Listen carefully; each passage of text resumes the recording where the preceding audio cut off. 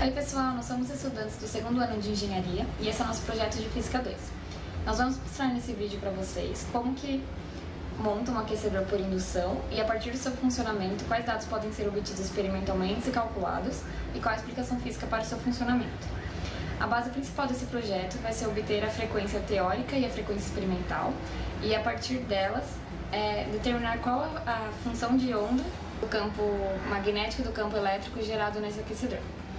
Outra análise que será feita é quais objetos que podem ser aquecidos e o porquê disso. Bom, como podemos ver no circuito, precisamos fazer duas bobinas, a bobina L1 e a bobina L2. Para isso, fizemos 3 voltas de 3 cm de diâmetro para cada bobina e dobramos os terminais de um jeito que elas fiquem em paralelo, como mostra na figura a seguir. Logo após ter feito as bobinas, soldamos os terminais do meio juntos. Depois disso, juntamos os capacitores em paralelo para somarmos as capacitâncias e soldamos os terminais com fios de cobre de 15 cm e soldamos as extremidades dos fios de cobre com a das bobinas. Agora, juntamos os MOSFETs com dissipadores de calor, pois eles esquentam muito, e deixamos o terminal source do MOSFET dobrado para cima e o gate cortado para facilitar na montagem. Como podemos ver aqui, soldamos os terminais drain de cada MOSFET em cada uma das extremidades do fio de cobre de 15 cm e também soldamos um fio de 5,5 cm de cobre nos terminais source de cada MOSFET.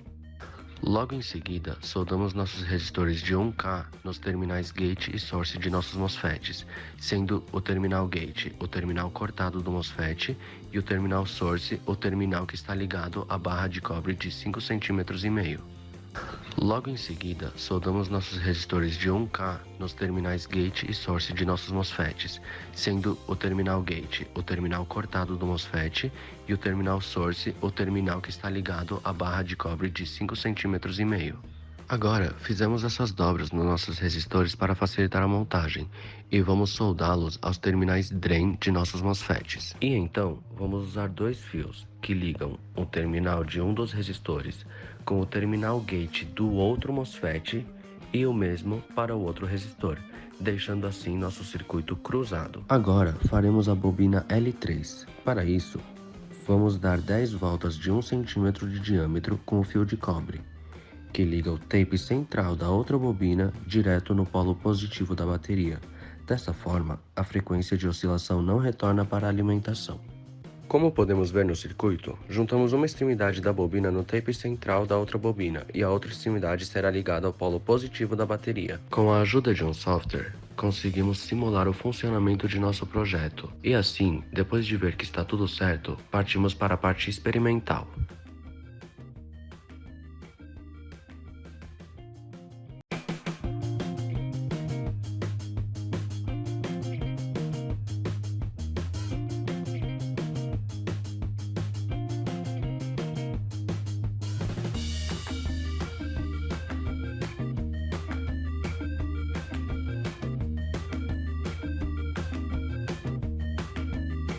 Para os cálculos, devemos calcular o valor da amplitude, o número de ondas e a frequência angular que podem ser calculados a partir da frequência que foi obtida por meio do osciloscópio.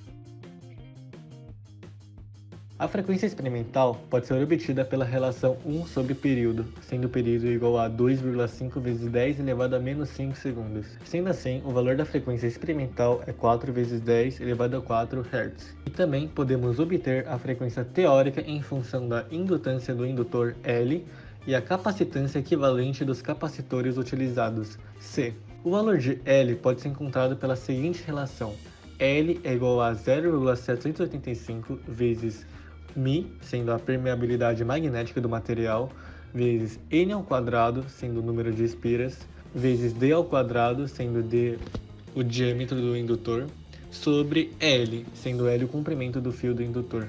Sendo assim, o valor de L é igual a 4,5 vezes 10 elevado a menos 2.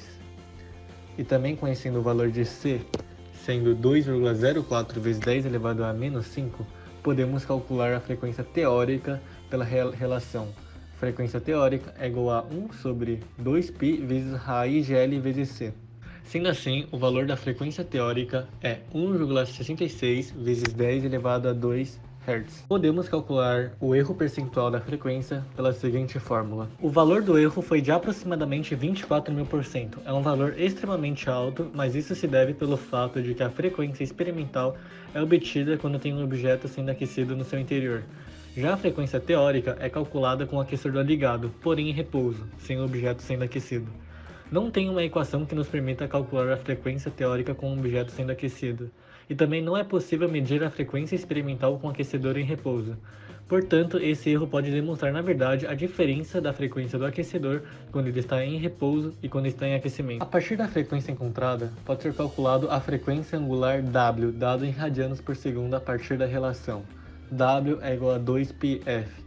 Sendo assim, o W, a frequência angular, é igual a 2,51 vezes 10 elevado a 5. Podemos também encontrar o número de ondas K, dado em radianos por metro, a partir da relação K é igual a 2πf sobre C, que pode ser simplificado por K é igual a W sobre C, sendo C a constante da velocidade de propagação da luz. Sendo assim, o valor de K é igual a 8,38 vezes 10 elevado a menos 4. O comprimento de onda lambda em metros pode ser obtido pela relação lambda é igual a C sobre F. Sendo assim, o comprimento de onda é igual a 7,5 vezes 10 elevado a 3. Para as funções horárias da posição do campo magnético e do campo elétrico, os valores de K, W, lambda e F são os mesmos. O que muda é a direção e o sentido de cada campo e a amplitude. Portanto, de forma genérica, nós temos a seguinte fórmula.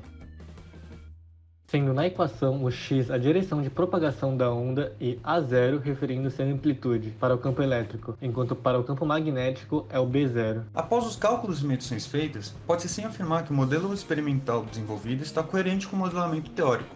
É importante notar que este fenômeno indutivo só ocorre em condutores elétricos. Mas por que isso? Bom, o fenômeno indutivo depende do campo magnético oscilante presente no indutor. Este campo, quando aplicado ao material condutor de eletricidade, gera no centro do objeto uma corrente, conhecida como corrente parasita. Os elétrons presentes no material circulam presos no objeto e se chocam com a resistência do próprio objeto, gerando assim um aquecimento local. A intensidade deste aquecimento pode ser tanto baixa quanto alta, pois depende da corrente aplicada no indutor e da quantidade de material no que é aplicado este campo magnético. Com isso, finalizamos o projeto sobre aquecimento indutivo. Muito obrigado pela atenção e tenham um bom dia.